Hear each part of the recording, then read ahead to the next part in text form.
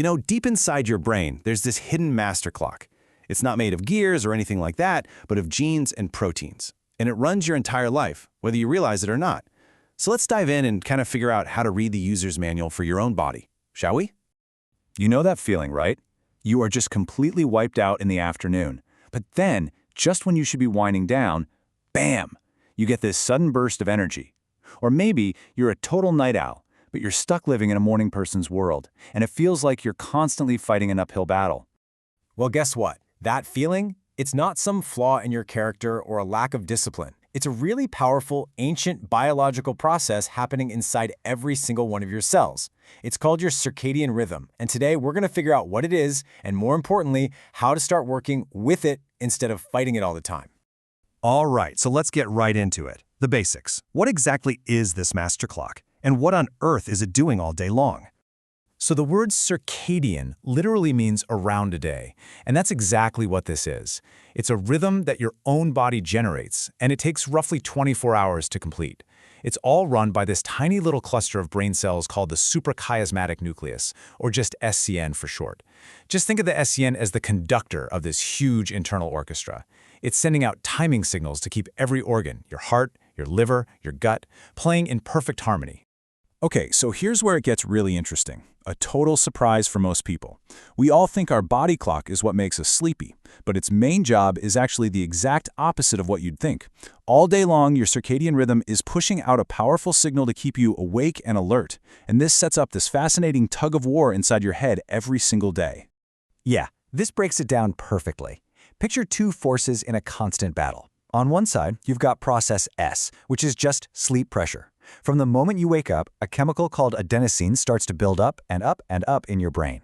The more you have, the sleepier you feel. But at the same time, you have process C, which is the wake drive from your master clock. This wake-up signal gets stronger all day, pushing back against all that sleepiness.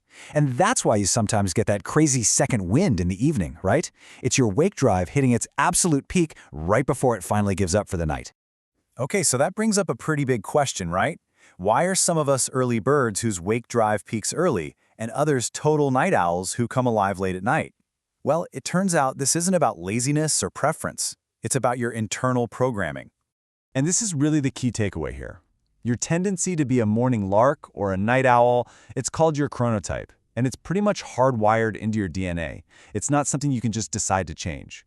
Society might love the early bird, but for someone who's a biological night owl, forcing them onto an early bird schedule, it's literally like making them live with permanent jet lag.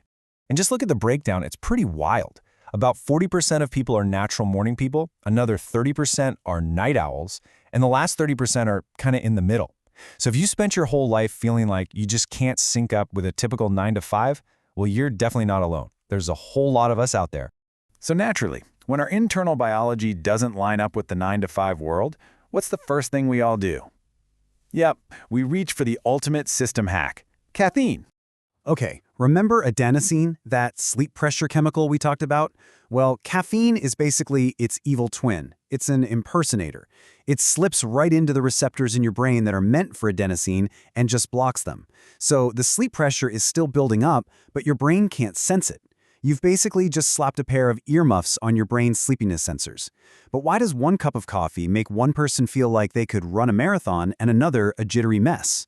Well, the answer, believe it or not, is in your liver, and it all comes down to a specific gene called CYP1A2. Yeah, I know, it's a mouthful. This one gene gives the instructions for building the main enzyme that gets rid of caffeine. And tiny differences in this gene make a huge difference in how you experience your morning coffee. So for the most part, we all fall into one of two camps. If you have the A version of this gene, you're a fast metabolizer. Your liver is super efficient at clearing out caffeine. But if you have the C version, you're a slow metabolizer. For you, that caffeine just kind of hangs out in your system for way longer, which makes you so much more sensitive to it. So let's break down what this actually means for you and your daily cup of joe. For a fast metabolizer, the half-life of caffeine is only about 3 to 4 hours. They can usually handle around 400 milligrams a day, no problem.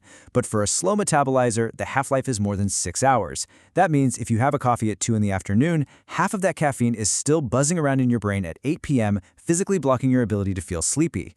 For slow metabolizers, the risk for anxiety and insomnia is way higher, and they really shouldn't have more than 100 milligrams a day. Okay, so what are the consequences here? What happens when we just keep ignoring our internal clock, either with tons of caffeine or by forcing a schedule that just doesn't fit? Well, we end up with this chronic problem.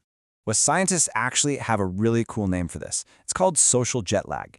It's that feeling when your master clock in your brain is basically living in one time zone, but your work or school schedule forces all your other organs to live in another. You're basically living in a state of constant internal warfare.